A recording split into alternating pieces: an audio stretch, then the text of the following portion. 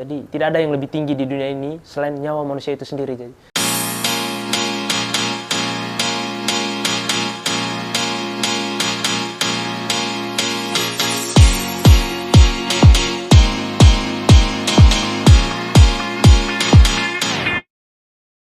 Halo sahabat kece, balik lagi dengan saya Pascal Koran. Hari ini ngobrol santai, Bung Yonas. Siap, selamat sore. Ini saya punya ketua yang sangat hebat ini. Apa kabar ketua? Puji Tuhan, kabar baik bang. Baik.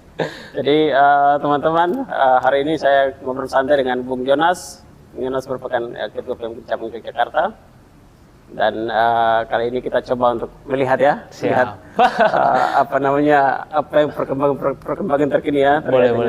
Negara kita hari ini, Ya. Kira-kira perjuangan teman-teman hari ini coba bisa di sharing untuk kita sama-sama untuk ini ya. Siap. Membesarkan isu lah, katakan seperti itu ya. Ya. Bung Yonas, sudah berapa lama nih Bung menjalankan roda organisasi Mas? Terima kasih ya, Iya. Bung Pasko sudah mengundang saya dengan hormat ke podcast Profit Kece. Sore ini mau berbagi soal kehidupan saya mungkin dan dinamika organisasi di PMKRI Yogyakarta tentunya. Saya baru jadi ketua kurang lebih baru 2 bulan. 2 bulan ya? Ya, baru 2 bulan. Di bulan 6 kemarin, di akhir itu selesai pemilihannya, rapat umum anggota cabang. Dan saya terpilih di sana dan selama 2 bulan ini baru menjalankan roda organisasi. Masih tahap untuk memulai ide istilahnya. Oke. Ya. Tapi sudah mulai panas-panas di jalan ya. Sudah mulai. Iya. Oke. Berarti kampusnya di mana Mas sekarang? Oke. Saya kuliahnya di Institut Teknologi Yogyakarta. Jurusannya saya Teknik Sistem Energi. Jadi mau bicara soal energi baru terbarukan ya? yang Jokowi bicarakan kemarin soal EBT Ini juga. bagus, kita bisa bongkar ini. Kira-kira punya data pembanding tidak? Astaga, iya boleh. Baik, Bung Yonas. Jadi kita tahu bahwa teman-teman di organisasi PMKRI dan teman-teman Cipayung ya, itu terkenal organisasi gerakan mahasiswa yang selalu menyoroti persoalan kebangsaan gitu ya. Iya. Nah, hari ini kita melihat ya beberapa hal yang mungkin menjanggal dan teman-teman selalu menyuarakan itu dan beberapa kali sudah turun ke jalan gitu ya. Contoh seperti kenaikan BBM, berkaitan dengan mungkin Omnibus Law beberapa waktu lalu dan revisi KPK itu ya. Iya. Itu juga masih menjadi isu yang terus coba dicari, terus digaungkan, tapi teman-teman harus berhadapan dengan perlawanan perlawanan besar ya. Iya. Jadi mereka punya pengikut, jadi buzzer berapa untuk siap untuk mencari isu baru untuk mengalihkan isu terus ya. Benar. Tapi teman-teman tetap untuk menggaungkan itu ya. Baik, Bung Yonas, mungkin apa pergerakan atau pembacaan teman-teman atau dinamika hari ini yang berkaitan dengan menyuarakan isu-isu sosial hari ini yang teman-teman sedang garap, sedang lakukan. Ya, memang kalau dalam rentetan 2 bulan ya, mungkin dalam konteks saya selama saya menjadi ketua itu ada beberapa isu yang sebenarnya jadi perhatian PMKRI Jogja sebenarnya.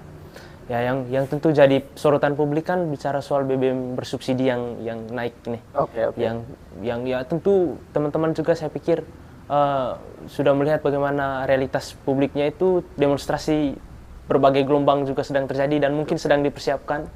Berarti ada gelombang berikutnya nanti ya? Ya, moga-moga ya. Gitu. Saya tetap memastikan bahwa semangat perjuangan teman-teman mahasiswa di Jogja ya harus tetap ada karena ini perjuangan bersama sebenarnya sih. Bersama.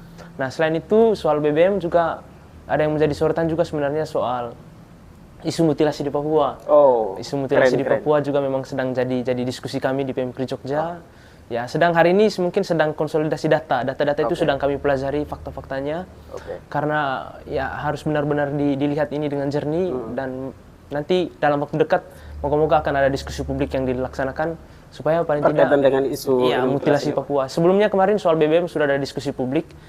Memang kami PMKRI Jogja juga melihat ini sebagai usaha ya sebenarnya untuk membrandingkan isu karena nggak akan ada orang lain selain teman-teman mahasiswa terkhususnya dalam kalangan Katolik, mahasiswa PMKRI itu yang berusaha untuk mengangkat isu-isu penting ini karena berkaitan dengan realitas publik dan masalah langsung di pada negara ini sih sebenarnya seperti itu. Yang ada dua isu yang ini yang sedang dikawal, tapi kemungkinan dalam ke depan saya pikir pasti tetap akan ada isu lain. Isu lain juga, ya. Cuma kita mencoba untuk lebih concern dulu sekarang. Gitu. Ya, ini kan mungkin isu BBM mungkin sudah banyak yang tahu ya, sudah menjadi isu-isu sentral yang sedang diperjuangkan oleh semua kalangan begitu kan, terutama untuk kalangan kecil begitu kan. Bung Jonas, saya minta pandangan sedikit tentang kasus mutilasi ini kan. Ini kan kita melihat sedang naik-naiknya juga kasus Sambo ini kan. Bagaimana melihat kasus mutilasi ini? Apakah ini sebesar kasus yang mana yang harus penting untuk kita angkat ini? Iya, bagi saya kan bicara soal mutilasi kan itu pelanggaran HAM ya. Oke. Ya, kalau sudah bicara pelanggaran HAM, itu bicara soal nyawa manusia. Jadi tidak ada yang lebih tinggi di dunia ini selain nyawa manusia itu sendiri. Jadi kita membuat aturan, membuat hukum, salah satunya adalah menjaga martabat dan tentu nyawa manusia itu sendiri. Jadi, ketika ada pelanggaran untuk itu, berarti tidak ada pernah pembenaran untuk terhadap sebuah pembunuhan yang direncanakan seperti itu. Ya saya pikir tidak ada pembenaran.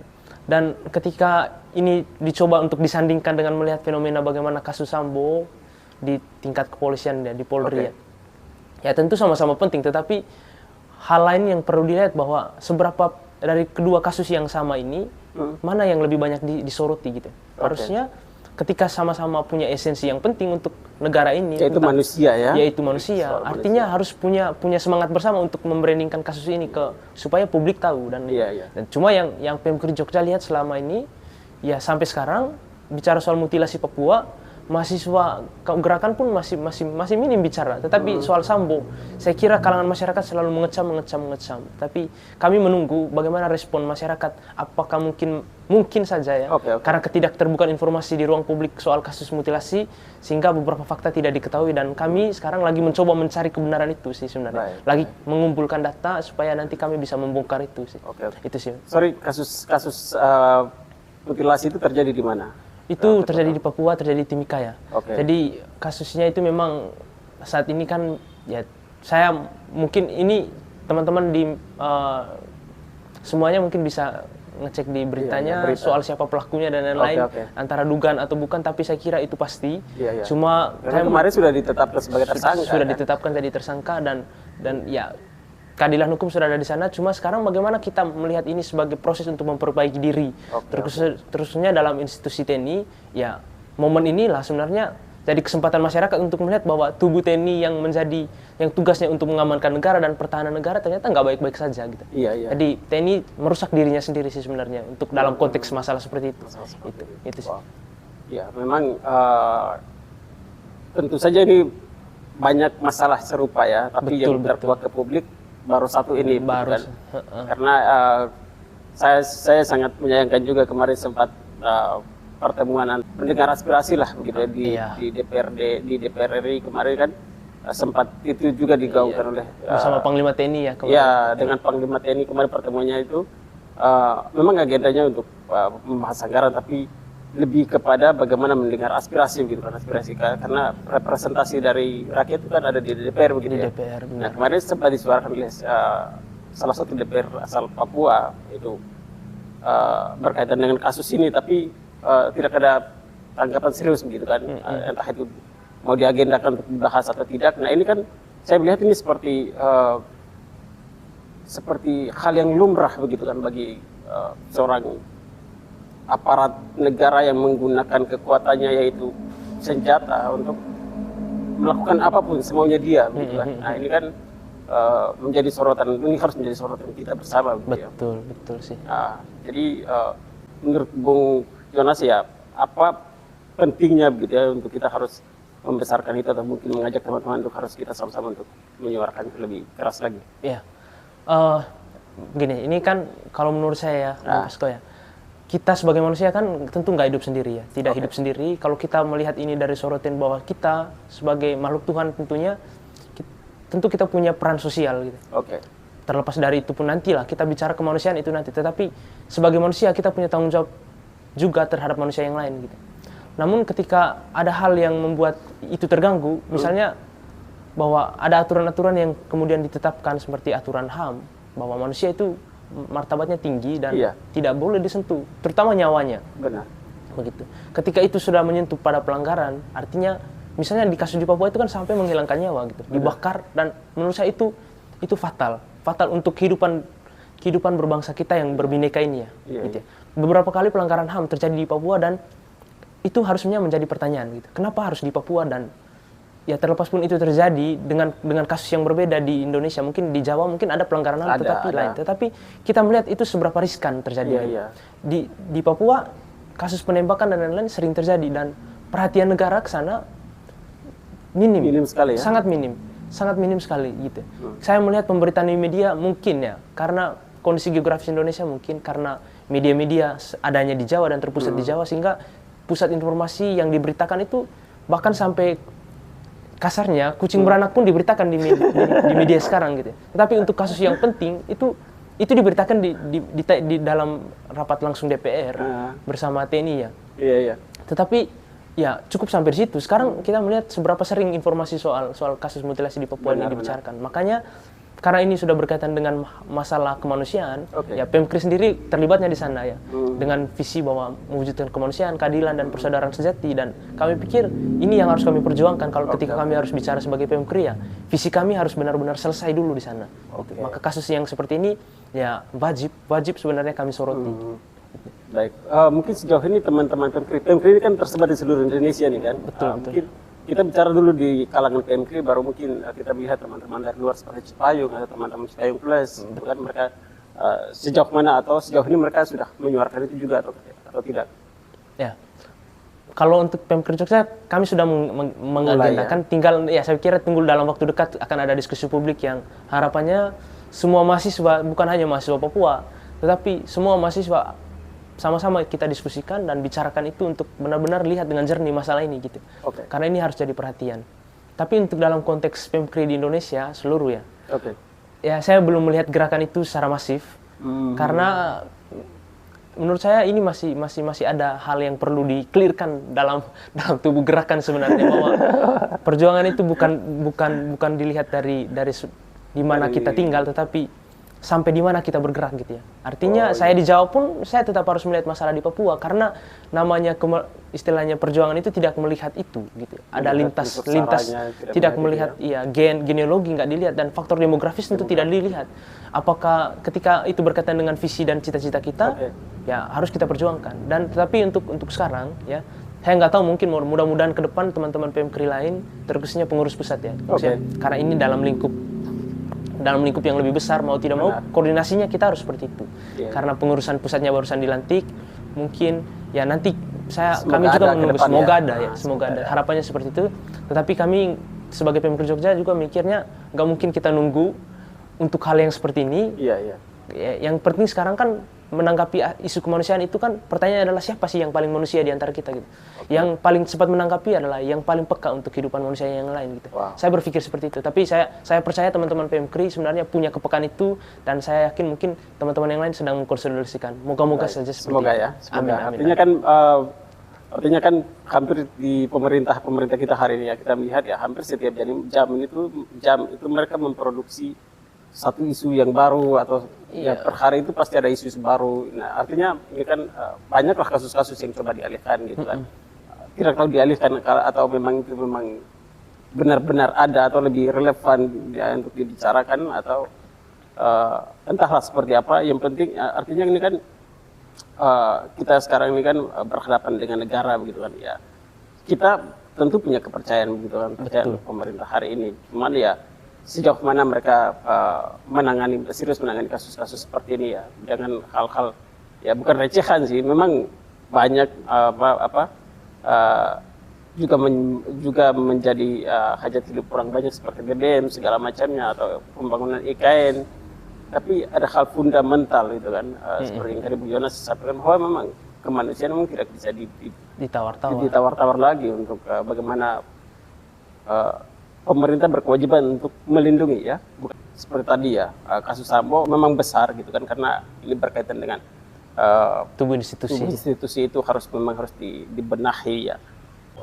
Bagaimana Bung Yonas melihat ya atau mengajak teman-teman supaya ayo kita kawal sama-sama ini, baik pemerintah, baik itu eksekutif, yudikatifnya, supaya ya sama-sama untuk berjalan beriringan untuk bagaimana menjawab kebutuhan masyarakat lah, permintaan masyarakat. Iya. Saya tanggapi dulu soal kesemerawutan, saya bahasanya seperti itu. Mungkin kacaunya informasi sekarang soal bagaimana concern masyarakat itu menanggapi isu ya sebenarnya. Yang terjadi memang informasi itu terjadi secara terus-menerus karena waktu ini tetap berjalan dan banyak kejadian yang terjadi dan itu selalu diberitakan. Itu normal, bagi saya itu normal. Tetapi dari informasi ini kan sebenarnya yang dibutuhkan di zaman ini sebenarnya di era disrupsi informasi. Kalau bagi saya adalah nilai kritisisme itu sendiri gitu. Seberapa penting kita mengonsumsi berita itu gitu. Ada sebuah pertanyaan yang kemudian dimiliki oleh setiap masyarakat tentunya sebelum mengonsumsi sebuah berita gitu. Karena ketika dia cuma membaca berita soal misalnya kucing yang beranak, ya itu tidak penting. Atau sembelih ini kucing kemarin ya. Iya. Itu kan sampai diberitakan. Artinya ya kritisisme itu harus ada sebenarnya gitu. Ketika bicara organisasi gerakan ya harusnya itu berperan ke sana, pemikirannya ke sana bahwa tidak semua informasi itu dapat kita konsumsi. Ada informasi yang harusnya menjadi perhatian. Jadi ada pemetaan informasi yang tentu harus kemudian dikumpulkan untuk menjadi bahan pertimbangan dan diskusi lalu dipublikasikan lagi ulang. Itu menjernihkan kembali lah istilahnya. Informasi ini kan dari ada pro, ada kontra dan lain-lain. Nah, tugas sebagai mahasiswa sebenarnya sebagai rekan kritis lah istilah bahasanya seperti itu. Dia harus bisa menetralisir informasi itu gitu dengan jernih dan dari keserawutan itu dia menenangkan dan dia memberikannya ke publik dan publik melihat itu dengan jernih gitu. Itu yang sebenarnya yang benar-benar dibutuhin sih kalau di era disrupsi informasi ini sebenarnya nilai kritis itu. Nilai kritisnya memang penting karena kalau saya melihat sekarang masyarakat sangat mudah untuk digiring oleh berbagai opini publik dan itu menurut saya kesadaran yang muncul pun adalah kesadaran semu gitu. Masa dengan caption yang satu paragraf banyak publik yang langsung terprovokasi gitu. Sedangkan buku yang berlembar-lembar itu, yang ratusan lembar itu tidak dibaca, tetapi dengan yang satu paragraf gitu dengan mudahnya mengeluarkan statement setelah itu gitu. Menurut saya itu tidak adil ya tidak adil secara intelektual ya untuk teman-teman lain yang mungkin membaca dengan capek-capeknya lalu baru berbicara dengan teman-teman yang ya dengan satu caption petikan itu lalu menempelnya lagi istilahnya kalau di papan clipboard kan seperti itu lalu bicara lagi seperti itu kan itu nggak adil banget sih sebenarnya. Isu ya isu pengalihan isu seperti itu ya. Pengalihan isu sebenarnya itu. Kelompok paling hebat untuk menciptakan hoax itu pemerintah ya. Siapa itu? Ya rekan-rekan tahu lah. Artinya memang ya siapapun ya pasti mengalami hal yang sama, artinya bagaimana berupaya untuk menahan menjaga nama baiknya di publik gitu ya. Benar. Cuman ya sayangnya ya ada hal-hal yang lebih penting untuk harus disuarakan, harus disikapi itu ya. Itu yang artinya menjadi konsentrasi pemerintah seharusnya ya. Ya walaupun ada kasus baru contoh seperti kemarin Sambo tiba-tiba naik lagi Bjorka, naik lagi sebelumnya BBM dan sekarang ini kan coba lihat undang-undang KPK, Omnibus Law ini kan banyak. Semuanya kan tertumpuk semua ini, ya kan? Ini sekarang kasus ini BBM lagi, kenaikan BBM lagi. Jadi artinya memang yang hari ini menjadi tugas teman-teman muda ya, bagaimana untuk pandai-pandai untuk menyikap situasi kebangsaan kita, terutama mana yang harus penting untuk harus kita suarakan, ya kita besarkan isunya. Dan mana yang tidak penting untuk kita suarakan itu. Nah mungkin di circle-nya teman-teman ini di dunia gerakan ini, apakah selain PMK tadi ya mungkin masih cari-cari atau masih mempelajari atau bagaimana kita tidak tahu ya. Tapi ini kasusnya sudah berapa lama ini, Bu? Bicara soal kasusnya yang mutilasi ini. Kasusnya itu kalau kurang lebih ya untuk diangkat di medianya ini baru-baru setelah kemarin dibicarakan di DPR itu kan. Ada rapat ya kebetulan ada wakil DPR yang dari Papua dan dia bicarakan dan ya bayangkan untuk dalam tubuh pemerintahan baru kemarin ada kesempatan itu dibicarakan gitu. Sedangkan kejadiannya sudah lama gitu. Baru kemarin sehingga ya kita melihat ketertutupan informasi itu gitu. Dan saya juga sebenarnya saya sedang berpikir bahwa kenapa sih maksudnya yang saya sedihkan sebenarnya kalau di dalam kami PMKRI itu sebenarnya kok bisa-bisanya informasi masalah yang penting itu kok kenapa kita baru bisa menangkapinya sekarang gitu. Setelah itu sampai di sana begitu. Sedangkan di sana ini ya bayangan mungkin ada banyak kepentingan sebelum sampai ke pusat itu.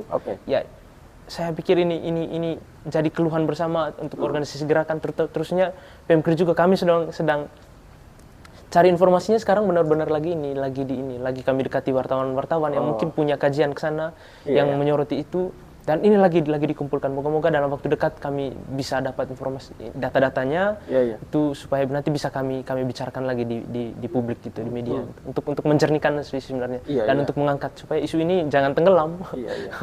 Sangat disayangkan gitu ya. Artinya ya yang jelek kenapa harus kita diamkan atau kita benarkan gitu kan. Benar. Jadi kenapa harus kita luruskan, tapi ya artinya ya enggak apa-apa ya, kasus ini ya sama seperti kasus katakan Sambo gitu kan ya, bukan Sambonya yang ditargetkan tapi bagaimana untuk keseluruhan institusi itu harus dibenahi ya.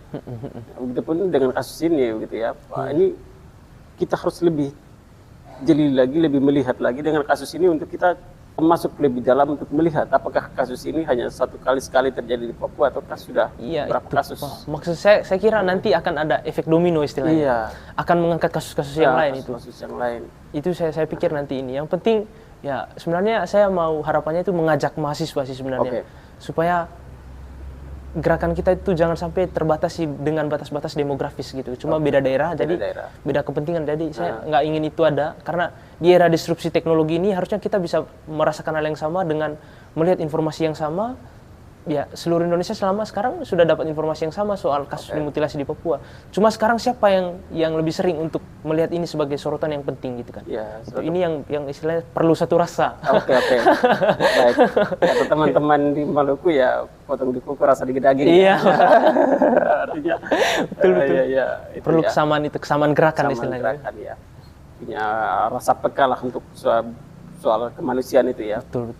Terlepas dari kepentingannya dia apa, terlepas dari motifnya apa, tapi bicara soal kemanusiaan tidak bisa ditawar. Tidak bisa ditawar lagi.